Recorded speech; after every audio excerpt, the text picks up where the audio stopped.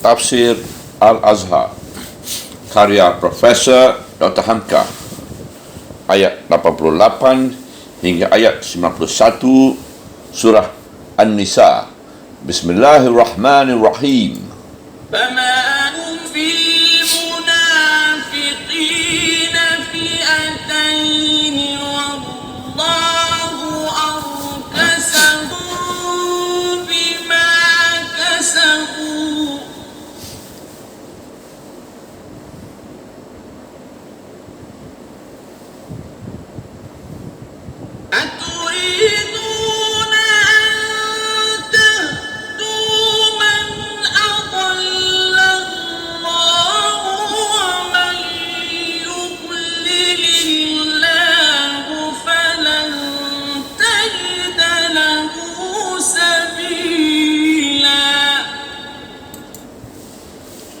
Ayat 88. Mengapa kamu menjadi dua golongan menghadapi kaum munafik itu? Padahal Allah telah menjerumuskan mereka.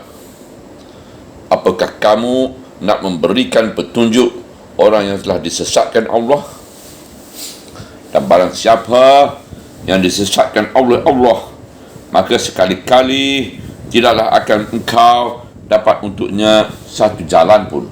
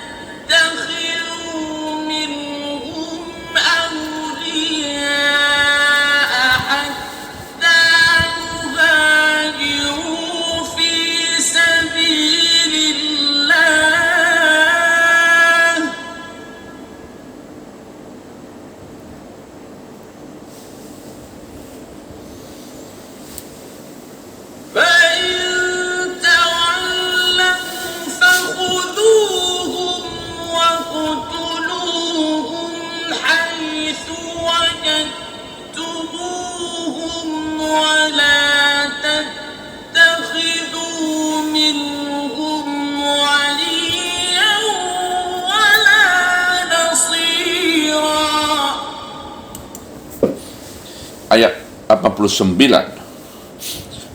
Mereka ingin jikalau kamu kafir pula sebagai mereka kafir, maka jadilah kamu bersamaan. Sebab itu janganlah kamu ambil mereka jadi sahabat-sahabat, sehingga mereka pun berhijrah pada jalan Allah. Maka jika mereka berpaling, tawanlah mereka dan bunuhlah mereka di mana saja kamu dapati mereka. Dan jangan ada yang kamu ambil mereka jadi sahabat, dan jangan seorang pun jadi pembantu.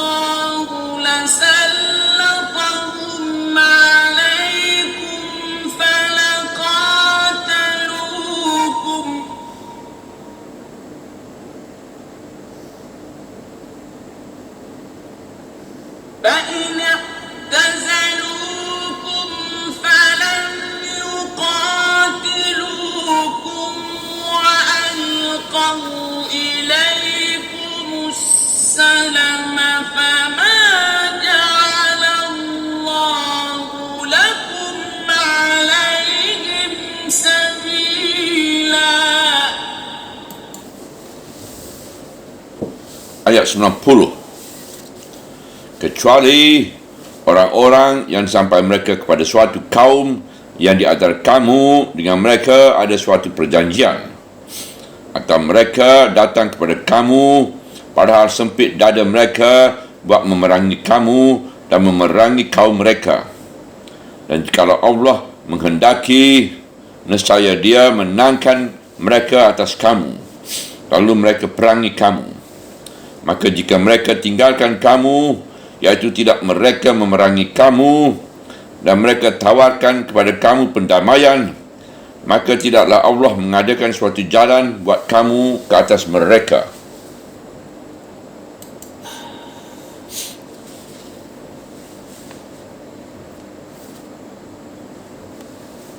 ستجدون آخرين يريدون أن يأمنوكم ويأمنوا قومهم كلما ردوا إلى الفتنة أركسوا فيها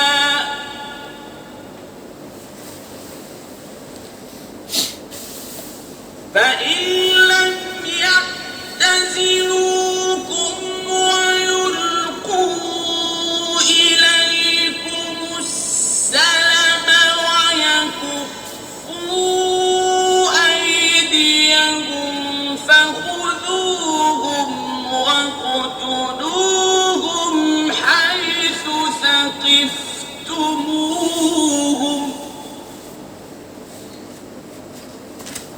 وأولئكم جعلنا لكم عليهم سلطانا مبينا. Ayat 91. Akan kamu dapati pula beberapa orang lain yang ingin supaya mereka aman daripada kamu dan aman daripada kaum mereka. Tiap-tiap kali mereka dikembalikan kepada fitnah, terjumuslah mereka ke dalamnya.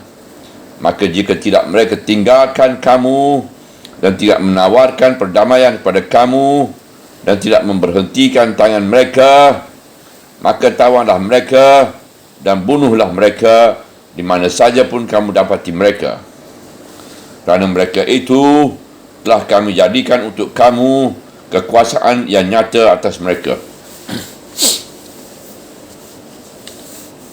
Sikap dalam perang. Tentang salam atau damai telah kita terima tuntutannya tadi. Sekarang kembali kepada suasana perang. Tersebutlah riwayat tentang sebab turun ayat 88 dan seterusnya ini 2-3 macam. Tentang sebab timbulnya dua golongan kaum muslimin dalam menghadapi kaum yang munafik itu.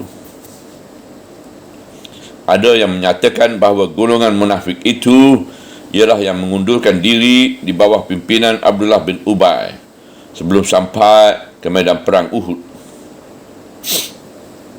Dan ada lagi riwayat yang lain, tetapi menilik jalan susunan turunnya ayat.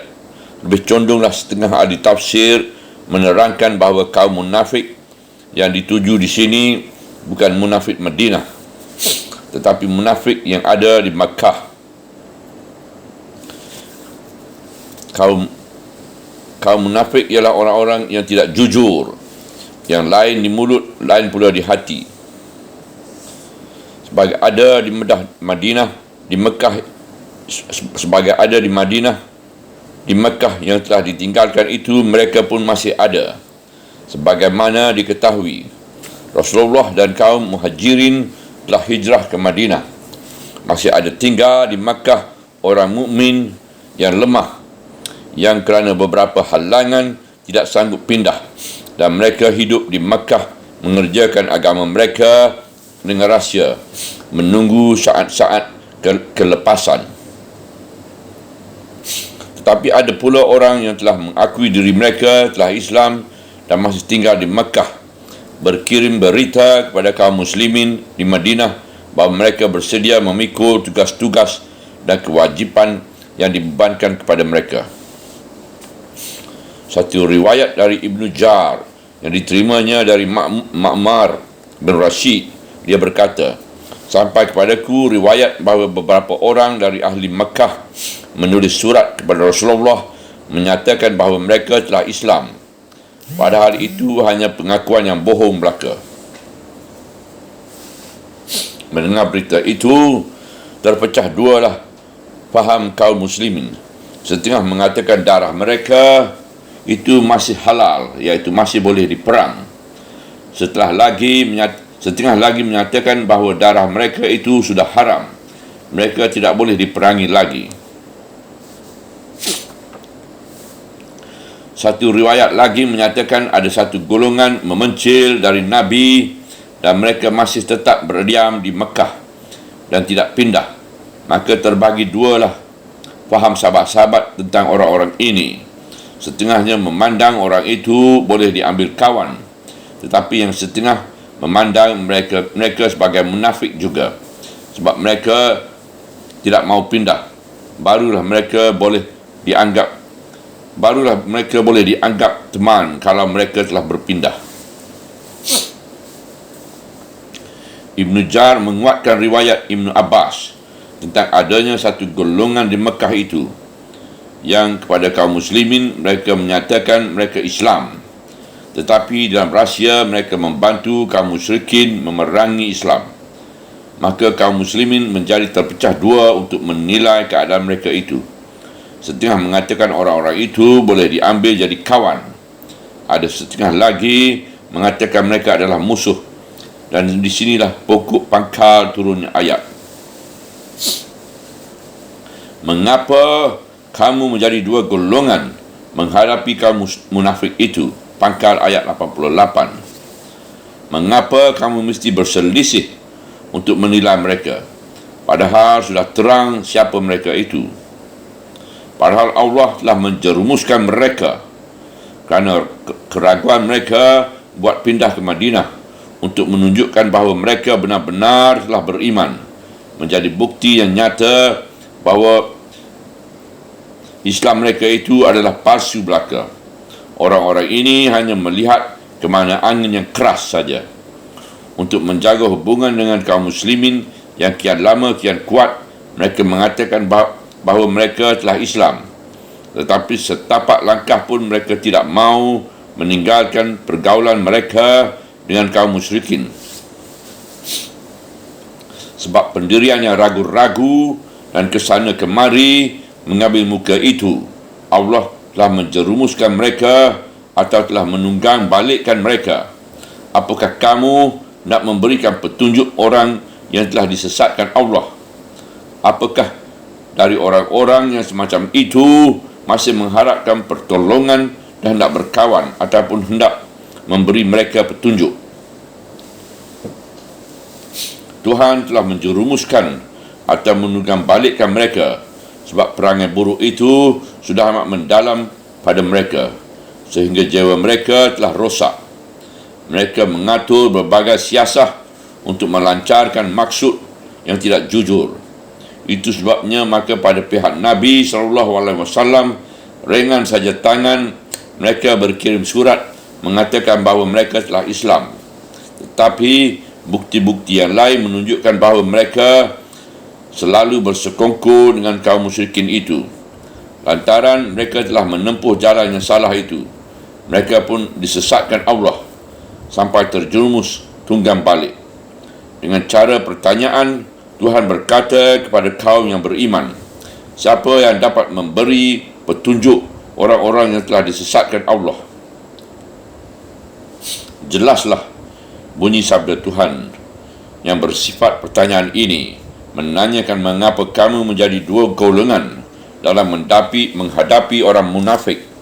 Maksudnya ialah bahawa Allah menyesali atau tidak menyetujui kalau kaum yang beriman terpecah dua dalam bersikap terhadap munafik. Yang setengah bersikap lunak dan yang setengah juga lagi bersikap keras. Kalau bukti-bukti telah menunjukkan bahawa mereka itu memang orang-orang munafik, tidak boleh lagi ada yang membelanya. Sikap mesti sama. bahawa dengan mereka tidak boleh bersikap lunak. Itulah yang ditegaskan di ujung ayat ini. Dan barang siapa yang disesatkan oleh Allah, maka sekali-kali tidaklah akan engkau dapat untuknya satu jalan pun. Ujung ayat 88. Nescaya memang demikian halnya. Sebab jalan yang benar hanya satu, iaitu jalan Allah atau Siratul Mustaqim. Sedang mereka sejak bermula telah enggan menempuh jalan itu. Mereka mendekat-dekat ke tepi jurang kecelakaan. Ditegur tidak mau, dilarang tidak berhenti, sehingga terjerumus. Padahal kalau mau pangkal jalan yang lurus itu dapat dicari dalam diri sendiri yang dinamai fitrah atau akal murni yang tidak pernah bohong. Tetapi suara cuci asli dalam hati sanubari itulah yang mereka bungkamkan sendiri. Mereka tekan dari luar dengan kehendak hawa nafsu, atau kerana segan menjegan dengan ketua-ketua, atau terbelenggu dengan adat istiadat pusaka nenek moyang, sehingga bertambah lama berjalan mereka pun bertambah sesat. Akan terus nescaya hilang, akan surut kembali waktu sudah habis. Di hujung ayat Tuhan menerangkan sekali-kali engkau tidak akan menampak jalan satu jua pun buat mereka, iaitu jalan yang akan membawa mereka kepada petunjuk Tuhan. Inilah orang yang telah kehilangan pedoman untuk menentukan penjuru, kehilangan ramah untuk meneruskan langkah, laksana seorang yang hilang di maling rimba. Tambah lama, tambah semak dan kusut. Bukan rimba saja yang lebat dan kusut, tetapi fikiran mereka sendirilah yang telah kusut. Selanjutnya diterangkan lagi penyakit yang tersembunyi dalam jiwa orang-orang yang bertemu jalan buntu itu. Mereka ingin jikalau kamu kafir pula sebagai mereka kafir, maka jadilah kamu bersamaan. Pangkal ayat 89. Dalam menempuh jalan mereka yang telah sesat, yang telah menyebabkan mereka dijerumuskan Tuhan itu, mereka pun mempunyai rencana pula, iaitu supaya kamu kembali kafir sebagai mereka yang telah kafir. Jadi bukan kafir untuk diri mereka saja. Hendaknya Islam itu jangan jalan terus dan kamu kembali ke dalam suasana jahiliah sebagai mereka. Tetapi di luar mereka mengatakan bahawa mereka telah Islam. Sebab itu janganlah kamu ambil mereka jadi sahabat-sahabat sehingga mereka pun berhijrah pada jalan Allah. Artinya janganlah percaya segala keterangan mereka bahawa mereka telah Islam selama mereka masih berbenam juga di Mekah itu, bergaul tiap hari dengan leka senang lenangnya dengan kaum musyrikin. Kalau mereka berkirim pesan, janganlah dipercayai pesan itu. Baru boleh dipercayai kalau mereka telah muncul di Madinah, hijrah meninggalkan segala yang mereka sayangi di Mekah. Kalau berjihad bersama-sama, kamu menegakkan jalan Allah. Contohnya pun ada, iaitu sesudah perjanjian Hudaibiyah, dengan diam-diam tidak mengirim pesan terlebih dahulu, telah muncul saja di Madinah dua orang pemuda harapan musyrikin selama ini, yang gagah perkasa dan cerdik pandai, iaitu Khalid bin Walid dan Amr bin Ash dan Utsman bin Talhah. Adapun orang-orang munafik ini pada hakikatnya ialah musuh juga, masih musyrik juga. Maka jika mereka berpaling, artinya mereka tidak hijrah, dan bukan pula mereka kaum muslimin yang lemah di Mekah yang tetap dengan iman. Tawarlah mereka dan bunuhlah mereka di mana saja kamu dapat mereka. Sebab pada hakikatnya mereka itu adalah musuh yang tidak dapat dipercaya. Dan jangan ada yang kamu ambil mereka jadi sahabat, dan jangan seorang pun jadi pembantu. Hujung ayat 89. Sebab mereka itu adalah musuh-musuh yang berbahaya belaka. Di sinilah ditunjukkan kepada kaum muslimin siapa kawan dan siapa lawan. Kaum muslimin telah meninggalkan Mekah kerana selama 13 tahun mereka telah dimusuhi. Bahkan sebab utama dari hijrah mereka ialah kerana Nabi SAW hendak dibunuh. Kaum muslimin yang kuat sama hijrah dengan Rasul, yang lemah dibiarkan tinggal dan diberi kelapangan. Dan nama-nama mereka yang lemah itu sudah tercatat. Mereka itu pun menderita dalam tekanan penguasa musyrikin. Sejak itu, Makkah dianggap negeri musuh sampai Makkah itu kelak dapat ditaklukkan. Sekarang kalau ada suara lain menyatakan mereka telah Islam, padahal mereka tidak masuk catatan Muslim, mustadafin yang lemah bertindak di Makkah mengatakan mereka telah Islam, semuanya itu adalah suara yang tidak dapat dipercayai. Itu munafik semua. Orang-orang itu tidak boleh diambil teman dan tidak boleh dipercayai sebab dijadikan pembantu, sebab perbuatan mereka pasti akan merugikan. Jangan lekas percayai. Malahan kalau bertemu di medan perang, orang-orang ini mesti ditawan, kalau menyerah mesti dibunuh kalau bertentangan, sebab mereka adalah musuh. Kecuali orang-orang yang sampai mereka kepada suatu kaum yang di antara kamu dengan mereka ada suatu perjanjian. Pangkal ayat 90. Orang-orang yang sampai itu adalah kaum muslimin sendiri yang lemah tadi, yang tidak sanggup hijrah ke Madinah kerana kelemahan mereka. Mereka itu kalau ada saja kesempatan terluang, nescaya hijrah juga ke Madinah. Maka untuk keselamatan diri mereka, hijrah ke Madinah itu, mereka pergi melindungkan diri ke suatu negeri musyrikin yang telah membuat perjanjian tidak serang menyerang dengan Rasul. Orang-orang ini adalah orang-orang Islam. Mereka tidak boleh kamu bunuh. Mereka bukan musuh, mereka Muslim yang lemah. Atau mereka datang kepada kamu padahal sempit dada mereka buat memerangi kamu dan memerangi kaum mereka. Ini pun termasuk kaum muslimin yang lemah juga. Mereka telah menerima Islam sebab dakwah Islam telah masuk sampai ke pelosok-pelosok yang jauh di luar Madinah.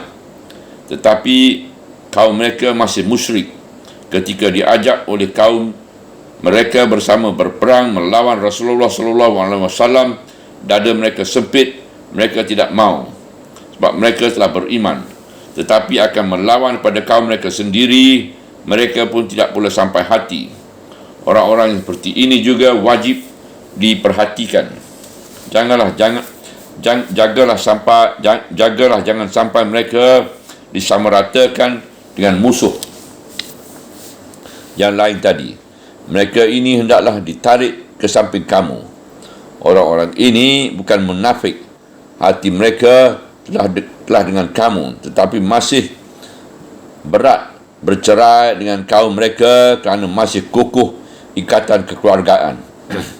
Sebab kalau golongan yang begini tidak menjadi perhatian, mereka bisa lebih dekat kembali kepada kaum mereka. Dan jikalau Allah menghendaki, nescaya Dia menangkan mereka atas kamu, lalu mereka perangi kamu. Ini bisa saja kejadian kalau golongan yang telah hampir mendekat itu tidak dipancing supaya lebih dekat lagi. Maka jika mereka ditinggalkan kamu, yang tidak mereka memerangi kamu dan mereka tawarkan kepada kamu perdamaian, maka tidaklah Allah mengadakan suatu jalan buat kamu ke atas mereka. Hujung ayat 90. Ayat ini menunjukkan taktik perang yang halus sekali bagi kaum muslimin, iaitu memperkecilkan lawan. Sebab di samping perjuangan yang tidak berhati-hati, menyerang dan diserang, pada hakikatnya ajaran Islam itu telah menjalar ke mana-mana di seluruh tanah Arab itu. Dia sudah mulai menjalar di bawah. Banyakan yang berkeras kepala hanyalah ketua-ketua dan pemuka-pemuka saja lagi. Kerana suasana hubungan darah dalam kabilah telah timbul segolongan yang diam-diam telah menerima Islam. Mereka tidak memusuhi Rasul tetapi belum pula sampai hati memerangi kaum mereka sendiri. Kalau gegabah menghadapi mereka, mereka masih mungkin kembali berpihak pada kaum mereka. Dan kalau mereka bertindak, mungkin juga mereka diberi Tuhan kemenangan. Oleh sebab itu, kalau sudah jelas bahawa mereka telah meninggalkan sikap permusuhan kepada kamu, tidak lagi memerangi kamu, untunglah itu. Bahkan kalau mereka menawarkan damai, lekas sambut dan terima, beri isyarat-isyarat yang ringan, dan tidak ada lagi jalan bagi kamu buat memerangi mereka. Akan kamu dapati pula beberapa orang lain yang ingin supaya mereka aman daripada kamu dan aman daripada kaum mereka. Pangkal ayat 91. Tetapi iman mereka belum setegas golongan yang disebut di atas tadi. Mereka ini takut ancaman dari kedua pihak, ancaman kaum muslimin dan ancaman kaum mereka sendiri. Satu waktu pihak lawan dapat menarik mereka kerana kelemahan mereka. Tiap-tiap kali mereka dikembalikan kepada fitnah, terjerumuslah mereka ke dalamnya. Mereka pun turut memerangi kaum muslimin. Maka sikap kamu kepada golongan yang begini ialah maka jika tidak mereka meninggalkan kamu, iaitu masih terus mereka bersekongkol dengan musuh buat memerangi kamu, tidak mereka menarik diri dari musuh itu dan tidak menawarkan perdamaian kepada kamu dan tidak memberhentikan tangan mereka, maka tawanlah mereka dan bunuhlah mereka di mana saja kamu dapati mereka. Sebab orang ini sudah terang dianggap musuh pula, ditawan kalau menyerah dan dibunuh kalau menentang, sebagaimana lazimnya dalam perang. Kerana mereka itu telah kami jadikan untuk kamu kekuasaan yang nyata atas mereka. Hujung ayat 91. Artinya bahawa Allah sudah menyerahkan kepada kamu sendiri buat bersikap tegas memerangi mereka. Dan dengan demikian nyatalah bahawa orang yang terombang-ambing di tengah-tengah itu dua pula macamnya, iaitu yang telah agak dekat pada Islam tetapi belum berani. Orang itu belum boleh diperangi, malahan kalau mengulurkan damai, lekas sambut. Yang kedua, golongan terombang-ambing tetapi menunggu, maka kira-kira yang kuat tempat berlindung, dan di dalam hati mereka Islam itu belum tumbuh. Mereka hanya melihat mana yang kuat. Orang ini wajib diserang terus sampai tertawan atau terbunuh, sebab mereka musuh. Subhanallah, walhamdulillah, wala ilaha illallah, wallahu akbar, wala hawla wala quwata illa billahil aliyyil azim, wala hawla wala quwata illa billahil aliyyil azim, wala hawla wala quwata illa billahil aliyyil azim.